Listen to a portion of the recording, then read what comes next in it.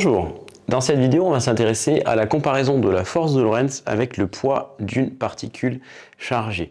Alors, la force de Lorentz, je vous rappelle, c'est composé donc d'une composante électrique et d'une composante magnétique. Donc là, ce qu'on va faire, c'est qu'on va regarder chacune de ces composantes et on va la comparer au poids d'une particule chargée.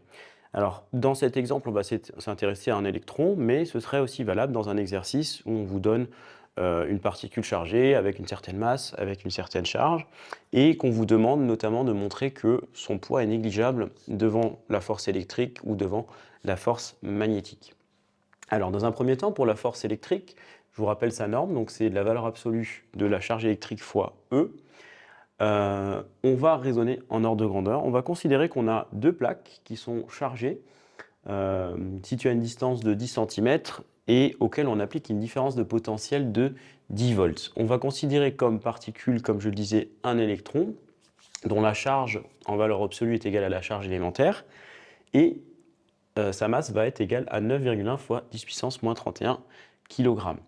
À partir de là, donc, pour les deux plaques, si vous faites le calcul du champ électrique, on va l'obtenir à partir du rapport entre la différence de potentiel et la distance entre les deux plaques. Donc 10 divisé par 10 cm, donc 0,1 mètre, vous obtenez 100 volts par mètre. En prenant donc G égale 9,80 mètres par seconde au carré, vous obtenez, en faisant le rapport du poids par la force électrique, vous obtenez ME fois G sur la valeur absolue de Q fois E. Et après application numérique, vous trouvez quelque chose qui est de l'ordre de grandeur de 5,3 fois 10 puissance moins 13. Vous voyez qu'on peut en déduire que la norme du poids va être très petite devant la norme de la force électrique. Donc dans ce cas-là, on va pouvoir négliger le poids devant la force électrique. Et ça va être le cas en fait dans la très grande majorité des cas. Maintenant, on s'intéresse au champ magnétique. Donc pareil, la norme du champ magnétique, ici, ça va être la valeur absolue de Q fois la vitesse fois B. Alors, on peut prendre par exemple ici toujours un électron avec une vitesse qui va être de l'ordre de grandeur de du dixième de la vitesse de la lumière. Donc 3 fois 10 puissance 7 mètres par seconde. Et on va considérer une zone où le champ magnétique serait appliqué par un aimant et serait de l'ordre de 0,1 Tesla à peu près. Si vous faites le rapport entre le poids et la force magnétique, donc vous allez trouver la masse de l'électron fois G divisé par la valeur absolue de Q fois la norme de la vitesse fois le champ magnétique.